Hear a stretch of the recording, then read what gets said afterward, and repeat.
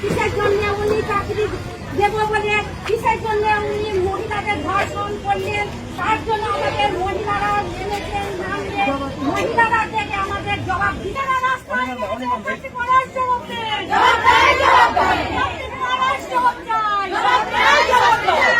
সিঁদুরের অপমান করা হলো,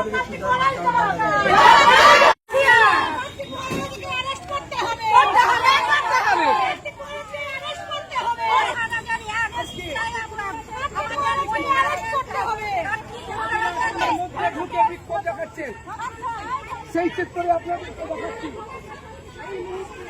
শুনবো না, সব ধরনের রোদেই বসো, দেখি কতগুলো অ্যারেস্ট নেওয়া হয়েছে, দেখবো তারপরে